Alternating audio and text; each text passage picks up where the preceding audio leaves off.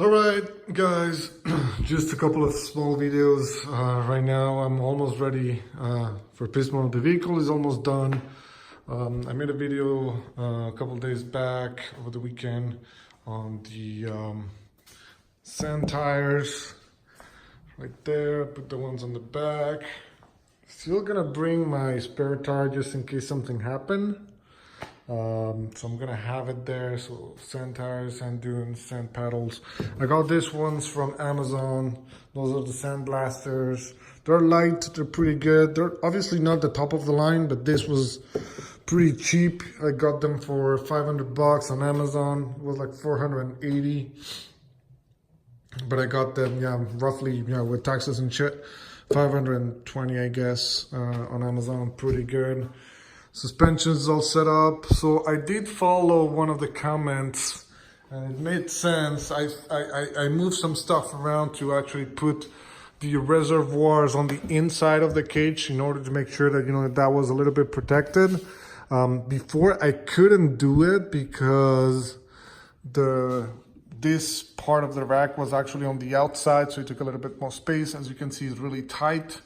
What I did is I changed these little rods here on the inside, so now it can actually fit perfectly open and close.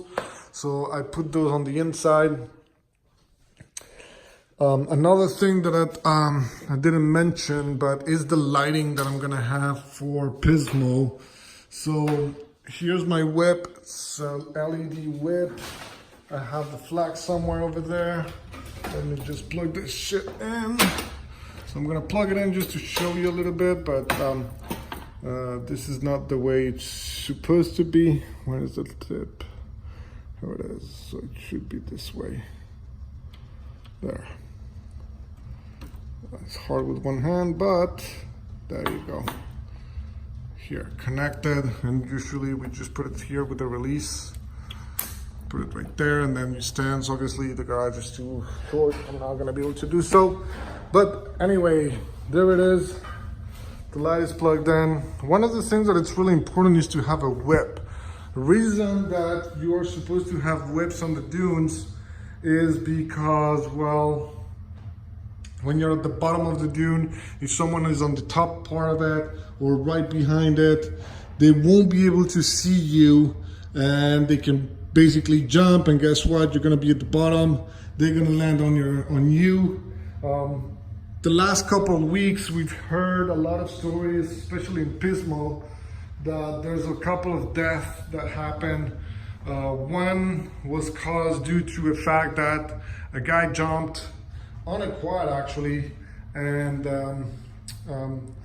he landed on the other side of a dune, basically had an accident. Another quad fell on him and crushed him. So here, same reason.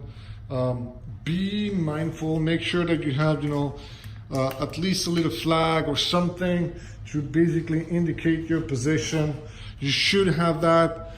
Have, like some stuff that, especially at night, can actually indicate your position if you're gonna be riding at night at the dunes. Make sure that, you're covered on that end. So for me, I have the whip over there. The way to turn it on, let me remember if it's one of these switches. There you go. So that's the whip. I have on the bottom, on the top switches, and then I can change the pattern and all that. Basically, that's my whip right there. I have another video when I'm actually having everything in, and then I have, everything inside. So here it is. The other thing is front lighting as well, guys. Front lighting is really important, especially if you ride at night. So here, as you can see, I have, the normal, low beam, high beams. That's obviously useful. As you can see, I have a bunch of lights in here. I have, a couple spots, 2 light bars, spots over there as well.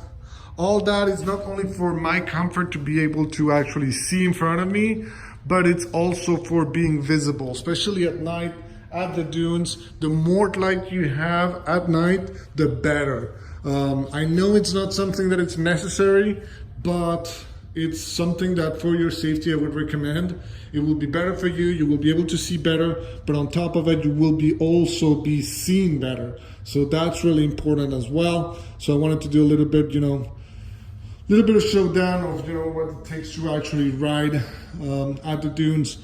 The other difference is a lot of people actually on my channel have been asking me, what's the advantage of having sand paddles and sand tires compared to the regular one. When I believe I already did a video about that, but just here we go again. Right now they're super over aired. I'm gonna air them down once I get over there, but for me to put them in, it was a little bit better, and then also to make them pop, it was a little better. But the reason you have this shape is obviously on the sand dunes, what you want is to have a maximum amount of tire contact. So for that, we're gonna air them down, and you see all this area from basically right here to basically right there. That's going to be your basically area that's gonna be flat once it's unaired. I take the air out. It's gonna be flat, and this is gonna be your area that's gonna allow you to ride. So here, this small paddle is just gonna help you out to actually direct your vehicle at the front. So that's why the front ones looks like this. These little lines here, when you're running, these little lines here are gonna allow you to basically able to direct your vehicle. In the sand, everything is mushy, everything is really hard. So here you're gonna have these two lines here that are gonna allow you to take a direction easier, with an easier way. So that's why tires like those are also, they work out, but especially for an X3, the vehicle is pretty light. So the only thing you need to do is air them down to probably 10 PSI or 8 PSI. The only thing is these tires are extremely heavy compared to the other tires, and that when you dismount them, you can feel the difference. These tires are extremely light. These are extremely heavy. It makes your vehicle heavy, and it's hard to actually move in the sand when you have like a hard vehicle like that. You're basically gonna start digging yourself in the sand. So that's the advantage of these tires. Obviously on the rear, what you need is scoops. This same, we're gonna air them down. This is gonna be my area from here to here. That's gonna be my contact area on the floor.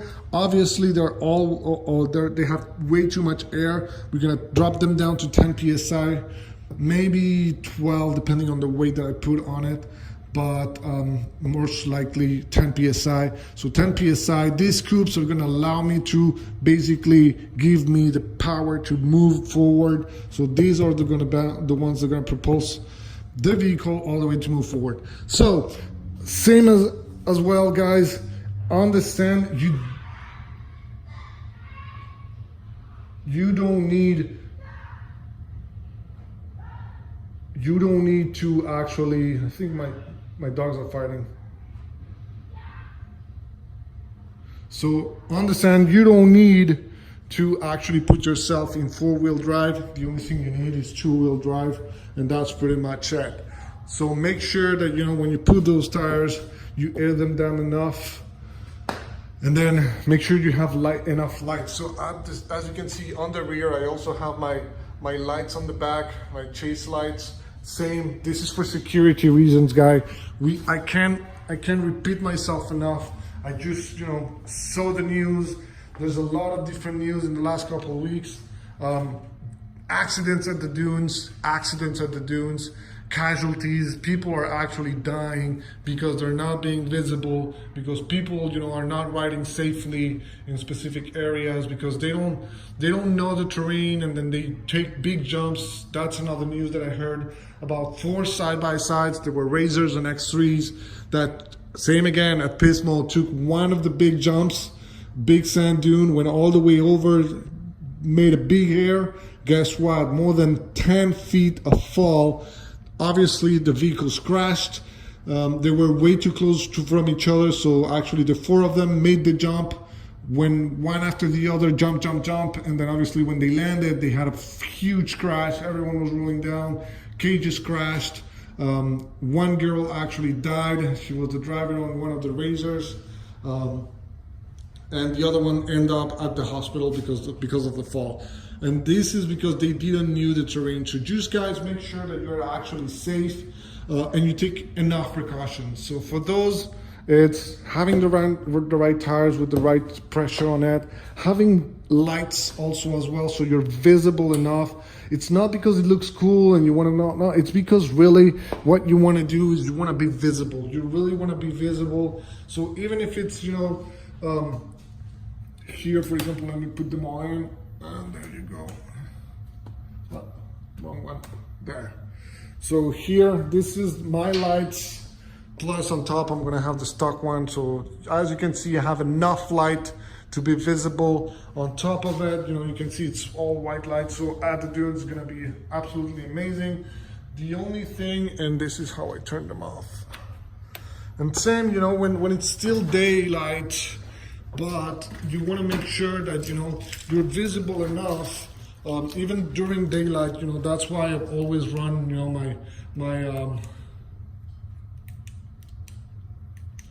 what I do is, even if it's daylight, what I do is this, you know, it's not for show off. I mean, yes, obviously it's show off, you know, I like it, it's cool, I really enjoy them. But on top of it, to be honest, it also makes myself visible, and that's also for security reasons, guys. So these LED bars and bar lights are not, you know, extremely expensive.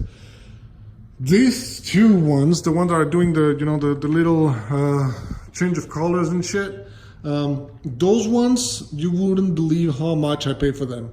Obviously at this point, I've been running with those lights for a year now, more than a year actually now, for a year now. And this one right here cost me $100 with the harness, $100 with the harness. That one over there was extremely expensive. No, I'm kidding. It was just $250 with the harness. It's not that expensive, guys. I know you could go, you know, all the way to rigid, and you're gonna pay probably like $1,000. Or there's actually one of the LED bars, the light bars that I wanted was the one of the rigid ones was like $2,000 for the 50-inch that had, you know, change color, like the top of the line one. Yeah, $2,000. Obviously, you know, I was like, you know what? When I put those ones, I was like, you know, I just purchased the Can-Am. I made a lot of money on the down payment, got a lot of accessories. So I'm like, you know what? I'm not gonna buy the super expensive ones right now. I'm just gonna put a couple of them just for now, and then once, you know, I save some money, I'm gonna, you know, change to the expensive ones. Well, I was actually extremely surprised at these guys that, you know, cost me roughly, like I had for like $350 for the both of them, and I mean, they function, they work out really well, they are pretty cool, they look amazing. Here, let me just show you with the remote some of, let's turn this on. See here, boom. And then I'm gonna do the same with the other one. Boom, oof. That's rough, yeah. Obviously the camera adapts, so that's why they're not as hard on the camera, but they work extremely well. So see, guys, how the light adapts. Well, that's because, you know, the magic of the camera. But they're extremely bright, and I'm really happy with that. I added the spots and I added everything else, so it's really great. So guys, just make sure, you know, if you're going to Pismo, I'm actually going to be there, you know, on Friday morning, Saturday, and also as well on Sunday. I'm going to do some night rides. I'm going to be riding the dunes, so make sure you have a whip. If you don't have a LED lighted whip, that's fine. Take one of, you know, the long, you know, little squishy like this, you know, the ones that you can get for like $20 at your dealership or on Amazon, even for less. And put those ones. Those are completely fine, as long as you have a red flag or a flag or some kind of visibility on the fact that you are there on the other side of the dune. That's enough. That's what you need, guys. Just be safe. Make sure, you know, I heard all these news around the last couple of weeks, and it was really rough. So yeah, guys, hope to see you there. I'm gonna be making some more videos. But right now I'm actually preparing the gas cans. I already prepared some tools that I'm going to bring up, some helmets for friends. My helmets are over there, my wife's helmet's over there. Big cooler full of beer. all that, well, you know, I'm getting ready slowly for my camping. I'm gonna bring some, you know, like pads and stuff. So all that is getting ready. I'm obviously gonna do more videos. Also, right before leaving, I'm actually, you know, plugging the tender to make sure that the battery is fully charged. As you can see, it's not fully charged, so good thing I plugged it in. Hopefully it's gonna be fully charged soon. And then once that happens, you know, we're gonna start, you know, rolling over. So roughly 3 more days and we're gonna leave for Pismo. So guys, I'm gonna be making more videos on camping stuff that I need, that I'm gonna bring. As you can see, I also brought my jack over there at the end that I'm gonna bring also as well, in case, you know, I need to change tires or whatever. All that stuff, I'm gonna be bringing that in. I'm gonna be making a video as well on how to set up the camp at Pismo, or the entire adventure. Actually, since we take off here, I'm gonna be recording everything, and I'm gonna do some couple of montages. And we're probably gonna divide that by, you know, day 1, day 2, day 3, and then probably, you know, I'm gonna make some other videos on the drag races when I'm gonna race the other Can-Ams, the other Razors, the stage 3 and the stage 5 Razors, and we're gonna be comparing those. So guys, stay tuned, make sure you subscribe. Huge moment of happiness for me. I actually reached the 3,000 subscriber. I'm extremely happy for that. It wouldn't be, you know, done if it wasn't for you guys, so I really want to thank you for that. Hopefully, you know, I can see you at Pismo and, you know, be able to chat with you guys and take a picture. But I'm really happy that we reached, you know, small goal, but, you know, we reached the 3,000 subscribers, so that's pretty good. So hopefully I will see you there, and then we can chat a little bit and see each other and, you know, compare the sound system. If you want to have an idea of what the sound system gives in real life, you know, I'm going to be there. I'm going to be blasting my music all over the place. So if you want to do that, you know, feel free to come by, and then we will do so. So guys, stay safe. Make sure you take the enough precaution for riding the dunes, and you know, I will see you all there. And then you know, 3 more days and we will be there for the entire weekend. It's going to be an awesome. We're going to have drag races, we're going to do a lot of rides and a lot of different prizes and partying and drinking and all that. So, you know, stay tuned, and if you go there, well, see you there. All right guys, see you next time.